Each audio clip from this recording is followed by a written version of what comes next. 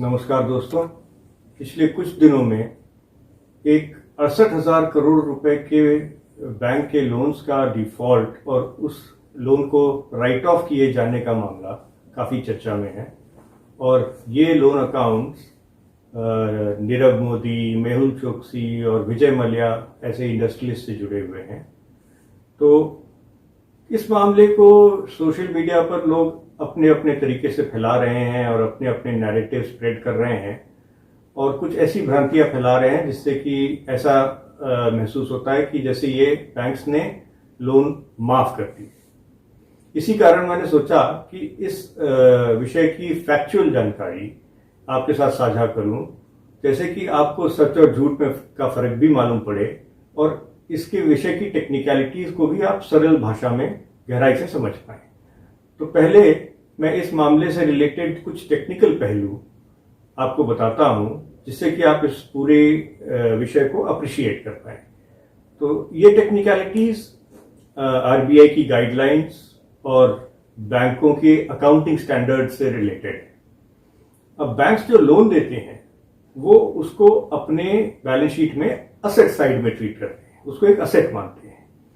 इसका मतलब ये हुआ कि एक सिंपल तरीके से समझाऊं तो असेट मतलब हुआ लेनदारी और लायबिलिटी मतलब हुआ देनदारी। जो भी आपकी लेनदारी है वो आपका असेट है और जो भी आपकी देनदारी है वो आपकी लायबिलिटी है। तो क्योंकि लोन बैंक की लेनदारी है, बैंक ने उस लोन को वापस लेना है, इसलिए वो उसका असेट है। और इसी तरीके से जो इंटरेस्ट होता है, जो ब्याज होता है, वो बैंक का प्रॉफिट होता है और वो प्रॉफिट लॉस अकाउंट का पार्ट होता है। अब इन लोन्स में अगर कोई रीपेमेंट पे डिफॉल्ट हुआ, कोई पेमेंट में इंस्टॉलमेंट टूट गई जिसे हम कहते हैं, या इंस्टॉलमेंट का पेमेंट नहीं हुआ, तो अगर ऐसे 3 इंस्टॉलमेंट्स, चाहे प्रिंसिपल या इंटरेस्ट या दोनों का पेमेंट नहीं होता, या कि वो डिफॉल्ट 90 दिन तक कायम रहता है, बरकरार रह जाता है, तो आरबीआई की गाइडलाइंस कहती हैं कि बैंक्स को ऐसे अकाउंट्स को नॉन परफॉर्मिंग एसेट क्लासिफाई करना पड़ेगा।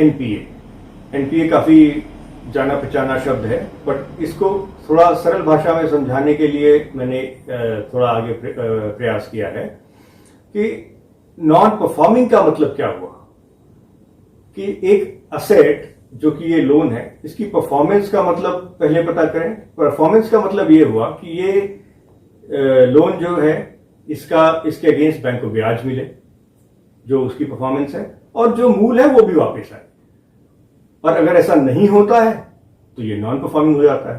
तो जब इंस्टॉलमेंट्स टूट गई, जब बैंक को उसका ब्याज या उसका मूल वापस नहीं आ रहा, तो ऐसे में उसको ये असेट को नॉन परफॉर्मिंग असेट क्लासिफाई करना पड़ता है। और जैसे ही बैंक्स इनको नॉन परफॉर्मिंग असेट क्लासिफाई करता है, तो आरबीआई की ही गाइडलाइंस हैं कि उसको 25% of the outstanding loan amount, जो भी आउटस्टैंडिंग है, उसका 25% का प्रोविजन करना पड़ता है अपनी बैलेंस शीट्स में।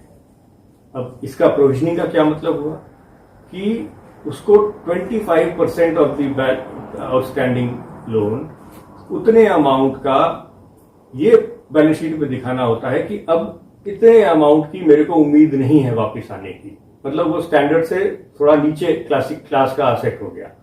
असेट डिग्रेड भी कहते हैं उसको आप, कि उस असेट का डिग्रेडेशन हो गया। अब यही जो डिफॉल्ट है ये 2 साल से ऊपर चले जाता है और 2 साल से ज्यादा पीरियड तक डिफॉल्ट कायम रहता है, तो बैंक को 40% तक का प्रोविजन करना पड़ता है। और यही डिफॉल्ट अगर 3 साल के बियॉन्ड चला गया तो पूरे 100% of the outstanding loan amount का प्रोविजन करना पड़ता है। तो जिस समय आप 100% का प्रोविजन बैंक करता है इसमें, उस समय ही ऑब्वियसली पूरा लोन बैलेंस शीट में राइट ऑफ हो गया। तो ये तो है टेक्निकल व्याख्या, जिसे आप कह लें for the term writing of the loan.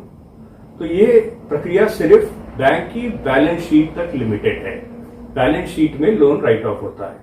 इसका ये मतलब कतई नहीं है कि वो लोन वेव ऑफ हो गया या कि माफ हो गया, या जो जिसने लोन लिया था वो उसको वापस देने की जरूरत नहीं है। ये एक सिर्फ टेक्निकल बैंकिंग अकाउंटिंग स्टैंडर्ड है जिसके तहत वो लोन का ट्रीटमेंट करता है अपनी बैलेंस शीट में, इसके अलावा कुछ नहीं। इसका बैंक के द्वारा जो डिफॉल्टर्स हैं उनसे लोन की वसूली पे कोई फर्क नहीं पड़ता, बल्कि ये वसूली की प्रक्रिया और भी स्ट्रिंजेंट और भी तेज हो जाती है। अब जब इसमें इनफैक्ट क्या होता है कि बैंक्स के ये जो लोन्स हैं, इसमें जो कंपनी है उसके जो प्रिंसिपल बोरोवर है जिसे कह लें, उसके अलावा गारंटर्स भी होते हैं। पर्सनल गारंटर्स जो नॉर्मली प्रमोटर्स होते हैं वो पर्सनल गारंटर्स भी होते हैं, और दूसरी उनकी कंपनीज भी गारंटर्स हो सकती हैं जो कॉर्पोरेट गारंटर्स होते हैं। तो उनसे भी वसूली की प्रक्रिया शुरू हो जाती है। तो आप ये समझिए कि रिकवरी की process after this writing of और तेज हो जाती है। अब इसमें सिर्फ अकाउंटिंग के तरीके में फर्क ये आएगा कि जो बैंक का जो लोन जो असेट के तौर पे था वो तो बैंक ने राइट ऑफ कर दिया और उतना लॉस बुक कर लिया, उतना लॉस अपनी प्रॉफिट लॉस अकाउंट में दिखा दिया कि भाई उसको लॉस हो गया। तो जब ये रिकवरी होगी तो वो रिकवरी का जो पैसा है वो सीधे बैंक के प्रॉफिट में जाएगा, क्योंकि ऑलरेडी वो लोन तो राइट ऑफ हो चुका है, वो लॉस बुक हो गया, तो जो भी आएगा वो प्रॉफिट के तौर पे जाएगा, सो दैट वो लॉस कम हो पाए।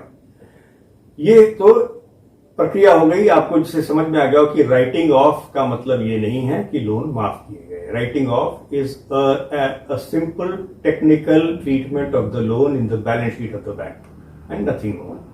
अब इसमें एक रिलेटेड इशू जो कि मेरे ख्याल से ज्यादा इंपॉर्टेंट है और जिस पर हमें ज्यादा ध्यान देना चाहिए, वो ये कि ये अकाउंट्स हैं जिनके हम जिक्र कर रहे हैं 68,000 करोड़ के, इनका डिफॉल्ट बहुत पहले ही हो गया था, बट उसको दिखाया नहीं गया, उसको छिपाया गया। और तरीका क्या था छिपाने का कि जो पीछे के इंस्टॉलमेंट्स लोन के थे उसको देने के लिए बैंकों को प्रेशराइज किया गया और लोन देने के लिए। वो और लोन से पिछले लोन्स के इंस्टॉलमेंट पे किए जाए। इसको हम लोग कहते हैं एवरग्रीनिंग ऑफ लोन्स। तो एवरग्रीनिंग ये होती रही और ये डिफॉल्ट छुपा रहा। जब ये अब इस समय ये डिफॉल्ट सामने आए, ये सारी एवरग्रीनिंग की प्रोसेस भी सामने आई, तब इन लोन्स को एनपीए डिक्लेयर किया गया, फिर राइटिंग ऑफ शुरू हुई और रिकवरी प्रोसेस शुरू हुआ।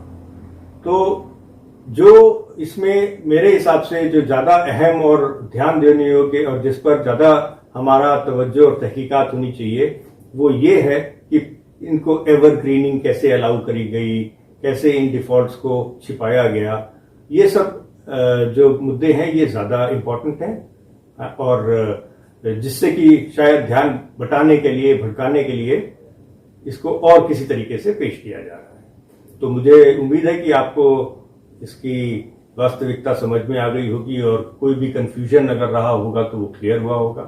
फिर भी अगर आपको इससे रिलेटेड या इसी विषय पर कोई और सवाल है आपके, तो आप मुझे कमेंट बॉक्स पर लिखकर भेजें।